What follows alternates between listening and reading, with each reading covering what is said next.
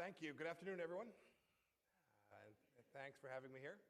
I certainly want to thank the India Ideas Summit and U.S. Chamber President Tom Donahue, as well as the U.S. IBC President Nisha Biswal for inviting me to address this esteemed group. I want to also acknowledge Kentucky Governor Matt Bevin. Where you at? I understand he's here. You know it's bilateral. I saw on the program today not only Matt, but New Jersey Governor Phil Murphy, so we've got a bipartisan agenda. It's fantastic.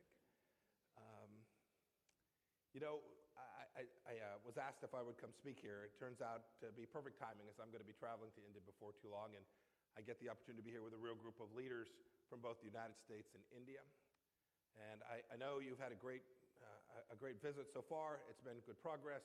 I understand that you've been having deep, important conversations among you today about one of the most important global events of our day, something with major potential to change the world, a deep international events that capture the attention of billions and billions of people. Of course, that's the Cricket World Cup.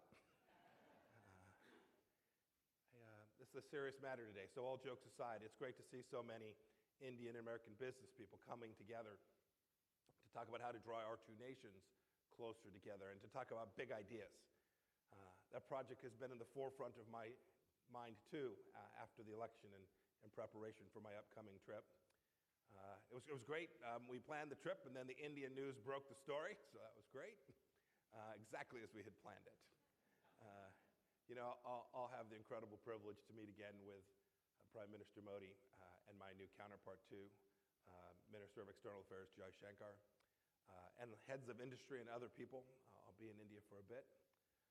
And I want to give you a little bit of a sneak preview of my mission and tell you why I truly believe that our two nations have an incredibly unique opportunity to move forward together for the good of both of our peoples, the Indo-Pacific region, and indeed the entire world. The idea of a U.S.-India partnership, frankly, stretches back a long way. It's not a new idea. You all know that. When the Indian people first courageously won their independence over 70 years ago, a strong relationship between our countries was something people talked about. Our two democracies and a close relationship seemed inevitable, a matter of when, not if. But for too long, indeed for decades, we found ourselves on different trajectories. The United States was fighting the Cold War, and India was asserting itself, its newfound, cherished independence through its non-aligned movement, trying not to take sides. We cooperated when we could, but frankly, I think most would agree that we mostly fell short of our potential. We couldn't trade much because India had a closed economy. The license rush kept businesses and innovators out of the plaque and covered in red tape. 5-year plans became the received wisdom. Something like our 2% growth here in the last administration became sort of a new normal. We focused our attention on other Asian trading partners and what were once cubs grew up to be true tigers in the region. But all that changed in 1991. When India opened its doors to the world, Prime Minister Rao said that at the time his government would, quote, sweep the cobwebs of the past and usher in change. India's free market reforms unleashed the innovation, the entrepreneurship, the sheer drive of its own people to do remarkable things. Meg talked about some of the things that happened. They're worth recounting. First, we've had 7% growth in India from 1997 for 2007 to 2017, year on year. Millions of Indians have been lifted out of poverty. India became a world leader in IT services, engineering, pharmaceuticals, and so many more things that you all know so well. U.S.-India bilateral trade reached $142 billion just last year, a 7-fold increase since 2001. Additionally, more than 500 American companies now successfully operate in India.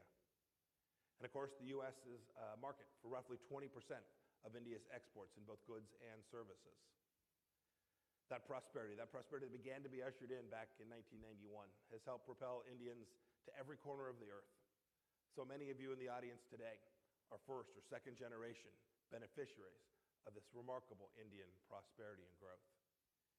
Indian Americans too have contributed mightily to things that happened here in the United States. We've watched Indians reach the heights of industry and academia and government. People like Microsoft's CEO and the FCC chairman, Ajit Pai, a great Kansan, have done remarkable things all around the world. U.S. presidents of both parties have seized the opportunity to seize closer ties. President Clinton's visit in 2000 set a real marker. He set the table for closer cooperation between the two countries, and then President Bush inked a historic civil nuclear deal. More recently, President Obama granted India major defense partner status and supported India's quest for a permanent seat on the UN Security Council, a position that the United States continues to support. And under President Trump, we've taken our defense cooperation to new heights, solidified our common vision for the Indo-Pacific, and taken a far tougher stand on Pakistan's unacceptable support for terrorism in the region. When Prime Minister Modi visited the White House back in 2017, he and President Trump exchanged a lot of goodwill and a couple of hugs. Prime Minister Modi, too, said it's in India's interest that India's interests lie in a strong and prosperous and successful America, in the same way that India's development and its growing role at the international level are in the United States of America's interest as well. And I certainly couldn't agree more. We've come a long way. And now the Trump administration, the Modi administrations have an incredibly unique opportunity to take advantage of this special partnership. We can move further, and I want to talk about why I believe that. May got this right. Just a few weeks ago, a truly historic election, 600 million Indians voted in the largest exercise of the franchise in history. And they gave Mr. Modi a huge mandate. Not since 1971 has an Indian prime minister been returned to office with a single-party majority, and, to borrow a phrase, he enjoyed an awful lot of winning. Many observers were surprised by the result. But frankly, I wasn't. I'd been watching it closely. My team at the State Department were watching closely. And we knew that the prime minister, new kind of leader for the world's most populous democracy. He's the son of a tea seller who worked his way up to governing a state for 13 years and now leads one of the world's truly emerging powers. He's made economic development for the poorest Indians a priority. And indeed, millions who once went without light bulbs now have electricity, and millions who lacked cook stoves now have them. It's interesting. It's interesting that young Indians constituted one of the Prime Minister's largest voting blocs, one of his biggest groups of support in this most recent election. I think that tells you something. I think it tells you something that Indian voters think Prime Minister Modi can and will open up a new, more prosperous future for each of them. For my part, as the Secretary of State, I know I have a strong partner, a new great counterpart in Minister Jaishankar, a former ambassador to the United States that most in this room know so well. He said back in April in remarks, he said he's ready to cultivate warmer relationship with America, and he knows that the feeling is mutual. We want to move ahead. Here's how we're thinking about it. First, we have to build ever stronger relationships. It's one of the great things about this gathering. Indeed, in the diplomatic world, we have a long bond with India. In fact, we've sent some of our finest minds to New Delhi, thinkers like Daniel Patrick Moynihan and our current ambassador, Ken Juster. But forging stronger ties is more than that. It means formalizing these individual friendships, building out a diplomatic framework for our two countries. I think we've done that, but there's more to do. Last year, we kicked off a 2+2 dialogue, and I attended alongside the Secretary of Defense. We also reinvigorated the Quad dialogue among the United States, Japan, and Australia, all like-minded democracies in the Indo-Pacific. I'm looking forward to my meetings in Delhi next week, and of course to the tea. But I want to talk about a couple other things I believe we can do together. We must embrace that strategic framework that works for both of our nations.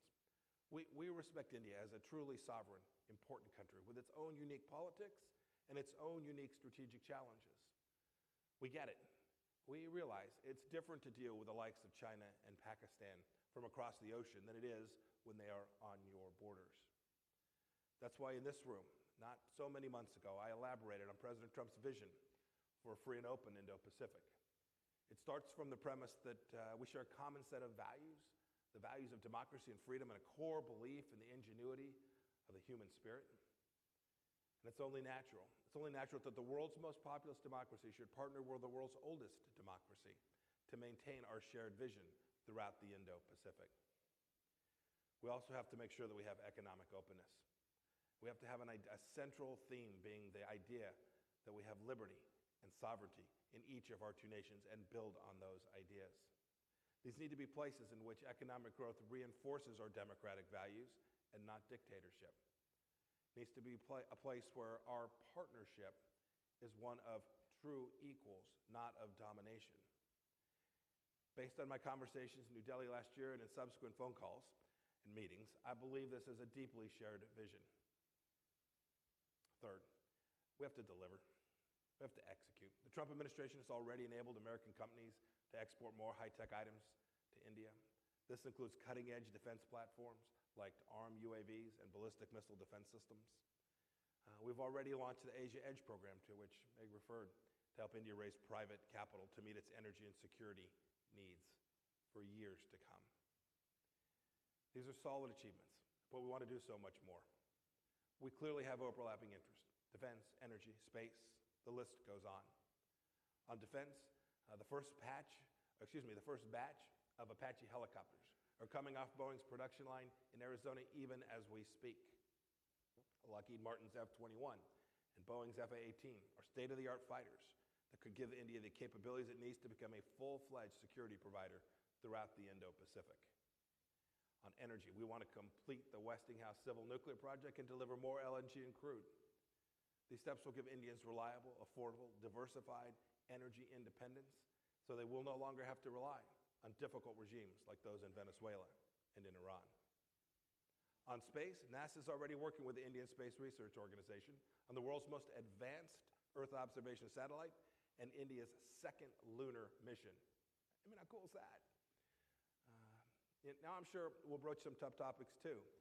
But as we democracies have come to know that we work out our disagreements, we bring them to the table honestly and fairly, and we'll probably discuss the recent decision on the GSP program. I do hope. We remain open to dialogue and hope that our friends in India will drop their trade barriers and trust in the competitiveness of their own companies, their own businesses, their own people, and private sector companies. We'll also push for free flow of data across borders, not just to help American companies, but to protect data and secure consumers' privacy. And speaking of privacy, we're eager to help India establish secure communications networks, including 5G networks as well. Look, those are just a few things that sit on the tip of our tongue, at the top of our mind. I can't go into everything we'll discuss here, because I don't want to spoil the surprise. But suffice it to say, this is a deeply important relationship, and I know that these conversations that we will continue with the new government in India that has so much promise for its people, for our relationship, and for the world. I hope together we will finally fulfill the great promise of cooperation that was present at India's birth and which remains evident today. These are big ideas. It's what you all came here for. And they're big opportunities too. And I'm very much looking forward to my trip next week and meeting with Prime Minister Modi and my new counterpart face to face. As Prime Minister Modi said in his latest campaign, he said, "Modi hai to Mumkin hai." Modi makes it possible. I'm looking forward to exploring what's possible between our two peoples, and I'm looking forward to our conversation today, Meg. Thank you all.